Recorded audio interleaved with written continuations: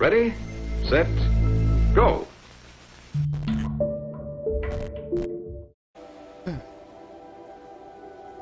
Welcome back to Tiny Bunny. We have met a very fascinating girl wearing a fox mask that seems to get a real kick out of messing with us. I'll just go to the backlog here. Unusual trees, just like everything else about her. I carefully hid the insert in my bag as if I was putting a rare butterfly in a can, and the fox giggled. This is not how things are supposed to go on a Monday morning. Who are you? I refrained from asking that question. She wouldn't answer anyway, or she'll just lie. I really wanted to see what's behind her mask. Yeah, she's got some nice eyes from what I can see. There's big, bright eyes. I was becoming more and more sure that underneath it wasn't just a simple young girl. What if Vova also found a snow pile with sweets and is now rolling in it? Actually, what if he decided to stay in the forest?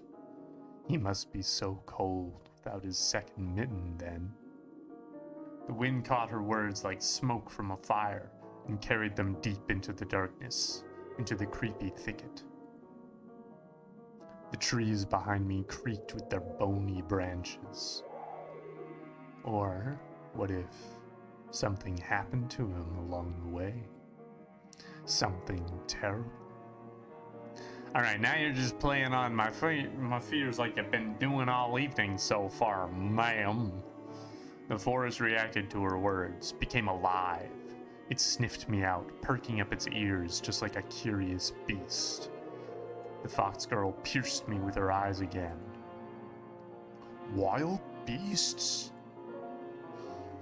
You find that scary? Well, I don't know. He doesn't know. Oh my, have I befriended a dunce? No, I'm just indecisive. Can you give me a break here? I didn't like being called a dunce, yet being friends with her sounded nice. My grades are good. Really now? Will you come with me? Good grades, Anton.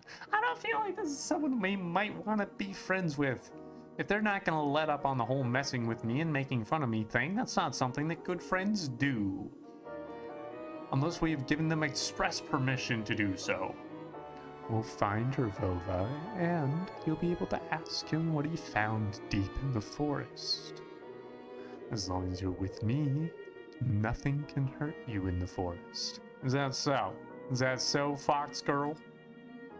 You'll see. Worms of worry writhed in my belly. That's an image you wanted to think about.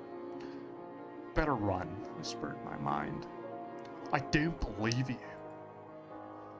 Do you take me for a liar? Yes, because you've been lying to me and being like using sarcasm and lying adjacent things like this entire time, this entire first conversation that I've had with you. Whatever. You're just like everybody else. The girl sounded hurt, although I didn't know if she was genuine about it. She turned around as if she had immediately lost all interest in me. The gum felt bitter now. I remembered my dad's favorite saying, "Where are your manners, son?" Indeed, this fox was kind to me. Please don't get mad. Foxes can also be nice. Like in fairy tales. Yeah, but foxes can also be like most often, foxes are like the trickster characters, aren't they? I just need to know what kind of fox you are. Alright, that's a giggle. The girl giggled, hiding the nose of her mask in her hands. Then follow me into the forest, and you'll get to know me. That is... I found a red flag. I mean, there have been a few here, but that's a red flag line right there. But not right now. when it gets bright. I mean, your whole body is shaking, you poor thing. I don't want you to get a stroke. Is that how that works? Or shouldn't we be more worried about a frostbite? Is that... Hey, let me accompany you to school. Yeah, alright. After hearing this, the dog barked in agreement and stopped messing with the mitten. Great. I leaned in, trying to grab the piece of handwear that almost ran away from me. Well, if we're going in the same direction... We went toward the school and the lost dawn. That is a very good mask. Now that I'm looking at it from this angle, that's a great mask right there. Here and there, the lights came on in the windows of houses we passed, as if their inhabitants were sending us warning signs. Okay. That's one way to look at it, I guess. This kid is really just so easily spooked. Silhouettes lurked behind curtains, dogs let out occasional barks. Spirals of gray smoke rose from chimneys. TVs bustled and dishes clanged in kitchens. Just sounds like people are waking up. It just sounds like people are starting their day. Doesn't sound particularly creepy. We watched the village slowly rise from its slumber, while carefully treading the snowy wheel trails. I walked in the left one, and she took the right one. The dog was following right behind us. I expected the fox to bring up something weird again, but she stayed silent all the way to the school, as if playing with me some game only she was privy to, which seems to be like 80% of her interactions with us. I'm gonna remind us. She would only giggle from time to time when the dog sneezed from the snowflakes that fell on its nose. That is adorable. That's pretty great. I was the first to break the silence. So, what's your name? Here it comes. Names, names, names. You people always need to put labels on everything. What name would you give to a fox like me? I don't know. But I've read about Elisa the fox. You know what? I don't mind. I'll be Elisa. I couldn't understand if she was joking or not. Who is Elisa? Can I go glossary? Is there a thing for Elisa? No. No, there is not a thing for Elisa. No. I don't know anything about an Elisa. Gosh dang it. There's nothing in the glossary about it. Couldn't understand if she was joking or not. Doesn't help that I don't know anything about Elisa. I turned around as if looking for an answer from the dog. I turned around as if looking for an answer from the dog, from the dark sky devoid of dawn. My silent questions were left unanswered. And here we are at the school, with a random man smoking outside. Okay, fair enough. The school's outline was already in our sight. A giant brick box stuck in the endless night. Lights in its windows didn't bode well for me. The warden trees were guarding the schoolyard. Hello? Screams, childish laughter, and someone's whistling tore up the silence. I went here with Mom when we just moved, and the place looked cozy at that time. Empty corridors that smelled of polish, puffy snow outside.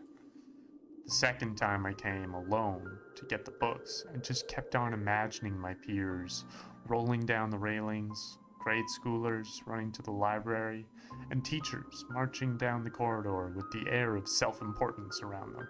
I don't know if school teachers are gonna have that much of an air of self-importance.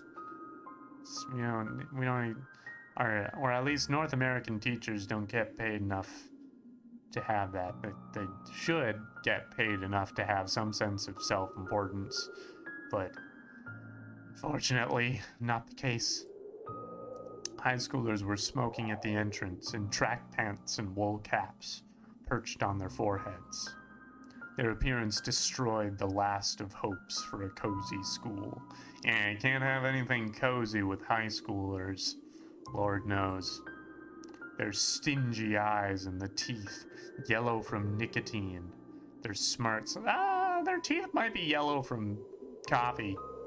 Might be just coffee stained. Speaking from experience. Brush your teeth, kids. All of it had the same gloomy effect as the cloudy winter morning.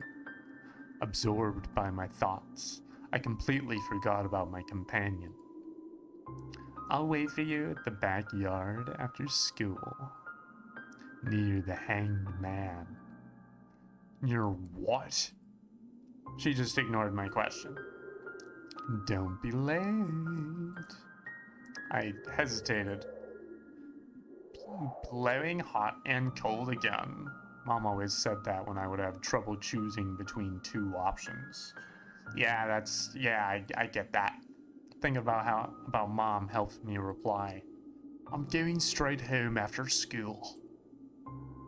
Well, Antosha, I'm going to let you off the hook. But the others will creep up to you with their smiles and sink their teeth into you. Won't be able to shake them off as easily. Remember my words. What was... I'm sorry. That was not a human mouth. I don't think that was a human mouth. The fox opened her mouth in a wide yawn. What kind of trick is this? Someone running in the distance called out my name. What? Hi. I instinctively turned around. A huge snowball whizzed past my shoulder and hit the dog. Someone's gonna die today. Someone's dying. No one hits the dog. Who's dying today? It whimpered and ran toward the spring. Who would dare? The darkness devoured it. The fox girl was also nowhere to be seen. She dissolved into frosty air. In the frosty air. Or was she hiding in my shadow? I don't know, man. Let's not give us more options than we want. I gulped. Audibly. And swallowed the gum.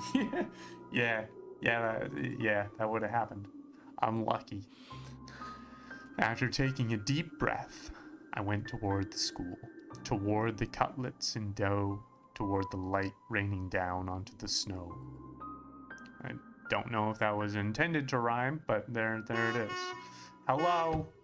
There's a fresh-looking Volga parked nearby. Volga, not Volvo? With one of its front wheels perched up on the icy curb. Black like soot.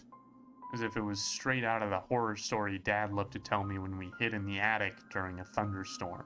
This Dad sounds like a really cool guy. I remember him always wearing a sad smile while mentioning the black car that snatched children. Great. Love to hear it. He would say, it looks like a funeral car on the inside. White curtains and all. It has DSC on it in its license plate. You know what that means? Death to Soviet children. Oh, good to know. Is this a well-known Russian tale? Funny. I was born in the USSR too. Interesting. Okay. Thank you with the horn. Thank you for that. I could hear muffled voices behind the doors. Saw blinking lamps. Darkness creeped along the windows, and it felt like the school was drifting in open space, like a lonely, lost spaceship. Okay, alright, what do we at here? After going up to the second floor, I noticed a crowd around the notice board. Everyone was taking part in a lively discussion. Oh, there's a child missing poster for Vova. 10 years old. Okay. I moved closer and took a look at something everyone was interested in through a wall of backpacks. There was a piece of paper with something printed on it, glued to the left of the notice board. Yeah, I see it. It's the thing about Vova, who's missing. Yeah, I guess I'll read it. Attention. Child missing. Vova Matukin. 10 years old. Grade 4. B. He left his home on January the 5th. Around 4 o'clock p.m. and never returned. Was last seen at the bridge over the Smorodina River. He was wearing an orange coat with a hood, a black wool cap, a scarf, and mittens with green stripes. Might have had a plastic toy gun on him. Features 142 centimeters tall, skinny, brown hair, and green eyes. Please call these numbers if you have any information on Volva's whereabouts. Vova Matukin. That was his name. A 4th grader. On that grainy print, Vova looked dead, with a black mouth and dark, empty eye sockets. Could it be that the darkness dwelling deep in the forest invaded his pores and mutilated his face? Maybe? I don't know. We're really reading a lot into this situation. It's a black and white photo. They can only do so well. And it sounds as though we're somewhere in the 90s, maybe early 2000s. I don't know. Maybe this is the best they could do under the circumstances. A plastic toy gun couldn't protect him from the whispering branches and howling wind. Empty eyes of the lost boy pierced through my soul, as if pleading. Unable to meet his stare, I turned around and rushed to the window. Took a seat on the windowsill. Oh, look at all these children. I'm so ready for all of my awkward social interactions that I'm apparently going to have. The corridor was slowly filling up with children in groups of few. Nobody paid me any mind. In the darkness of school toilets, child voices were hammering a nursery rhyme. For the fox and for the bear, bunny tasty meals prepare. I turned my head toward them, trying to get a better look at their features. But then my attention was stolen by a loud clicking sound. What? Oh, it's heels clicking. Gotcha. A female teacher marched down the corridor with her chin raised up high. Her heels were hitting the floor like miniature hooves. A girl was trailing her every step. Is this Fox Girl? I feel like I know those eyes anywhere, or I might know those guys. I think that might be Fox Girl. She was also looking pompous, stopping along the way and whispering some secret in her friend's ear. She was probably a class rep, since she was carrying an attendance register book. Ekaterina, take this, please. The teacher opened the classroom door, and the crowd of children swarmed in, screaming and pushing. Out of all of them, a tall, red-headed fat boy caught my attention. His face was full of blisters. He looked like the insides of a pomegranate. Alright, no need to be hurtful while we're describing this kid. A bad feeling risen up the hair on the back of my head. Why? I've seen boys like him before. Unsettled eyes, cackling laughter. Are we just assuming this kid is a bully? Is that what we're doing here? The girl, who was a smaller copy of the teacher, warned the boy with a wave of her hand and entered the room through the clearing in the crowd. This kid looks very grumpy. Some other guy stood in the way of the crowd, and the redhead immediately shoved him. Okay, so this is a bully. Something like that.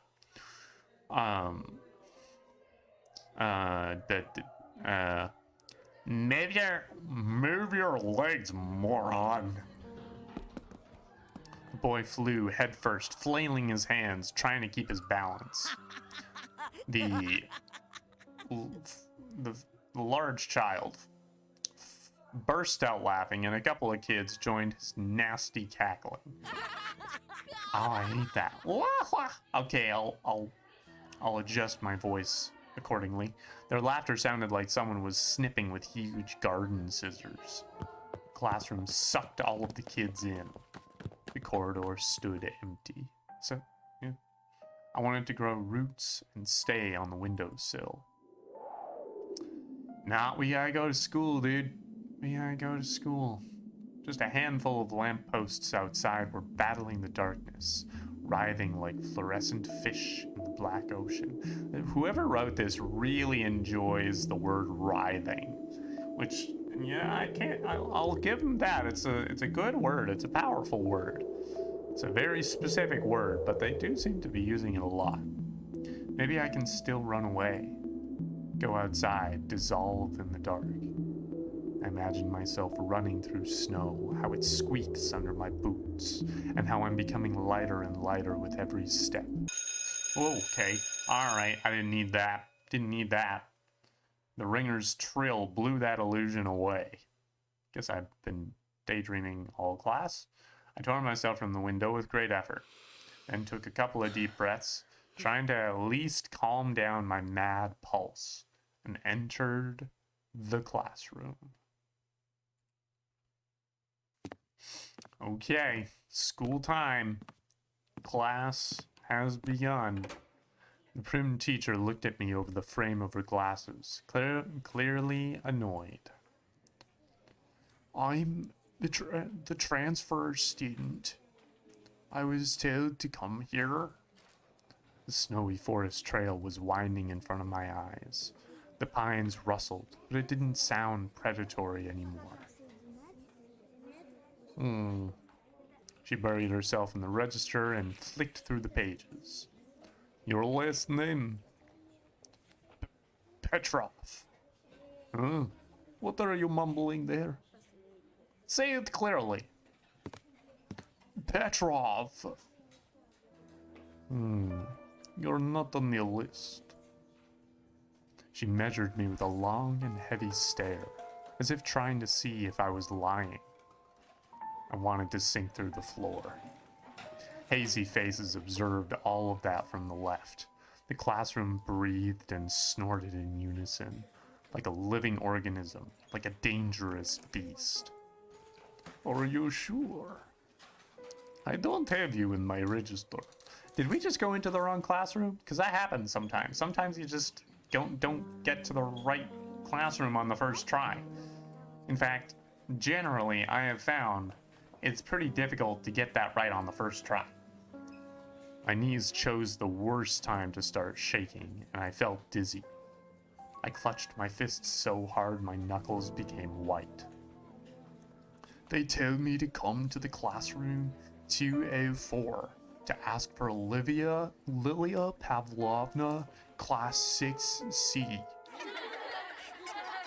We're in the wrong room, aren't we? Yeah, apparently everyone in the classroom took my words for some sort of joke because they were all laughing. What's wrong with this school? The classroom fell silent. Kids hid their smarts for a better occasion. Why do we hire so many interns? They all know how to put lipstick all over their bulging lips, but when it comes to real problems, I have to solve everything. How did they send you here without any proper paperwork? Ugh, you've had this same thing happen so many times already. Wait here, I'll be back. After I have a little chat with them. Okay, lady, you do that. You go do that. I guess I'll deal with this room full of children that have seen me mess up something. The teacher flew past me, mumbling something to herself in righteous anger, and I was left standing at the center of the classroom, like a convict in front of a firing squad. I lowered my gaze, feeling the mocking stares from all around the classroom directed at me. They prickled my skin, danced on it like laser sights. Oh, we're going into his chat. Okay, we're somewhere else now. Okay, we're in a different place. Once again, I imagined running far away from this place, fighting the clawing wind, soaring high above the pines in one long jump. With the wind in my back as my only companion, the eyes of my future classmates were asking, this new boy, is he one of us or an outsider? Somebody whispered something, and stifled laughter rolled through the classroom. Wake the board. It was easy to guess who was the main prankster here. Oh, 4 eyes. Are you not only blind but also deaf? I said, wipe the board. My knees weren't the only shaking part of my body anymore. I was trembling from head to toe, and I prayed for the teacher to come back sooner. My prayers were answered by the powers that be. Hey, Teach. Thanks for coming by, thank you. And what should I do with you now? Where will you sit? Oh well, you can sit with Semyon, I guess. He's alone anyway. No way. What's wrong with Semyon? Why? Oh, the large child. The large child put his backpack on the seat beside him in defiance, scratched his belly, and smirked. Are you back to your old tricks? Should I call your grandma here again? The classroom went silent. Is there something up with his grandma? And what's she gonna do? I'll be the one to do something if she doesn't. Put away your backpack. Now. Semyon didn't move a muscle. He started studying the portraits of writers on the wall, looking bored. I needed to do something, to resolve this somehow, to save myself. I cleared my throat and continued in a stifled voice that sounded nothing like me. I can sit in the last row. I think there's a free seat. The teacher snorted loudly, as one does. She looked at me, then at Semyon, then back at me. Fine, go there for now. And you, Baburin, I'll have a talk with you later. Come to me after classes. You'll be on cleaning duty. Got it? Semyon forced out a twisted smile. Juicy pimples were growing on the tip of his nose, ripe for the taking. Why do we, I realize he's a jerk, but we don't have to, attack his appearance all the time here. This seems a little unnecessary.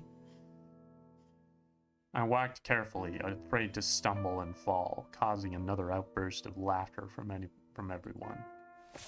I took my seat at the back, at the last table, where I was met with a pile of old posters. The outcasts took their seats, and the class was ready to start. Now this is settled, let's start the class. Today's theme is traditions of Russian and international literature in Zhushenko's Don't Lie. Cool, that actually sounds really interesting. I would like to know about that. The large child turned back to me. His stare informed me of the coming days, weeks, and months of bullying. I've got my eyes on you, said his watery look. Okay, sounds like school is going great. School's going great. After just a couple of periods, I had already noticed a huge yellow spit stain in my notebook. Oh, good. Oh, good. Then at the cafeteria, the Semyon accidentally spilled a glass of compote on me. What is compote? What is that?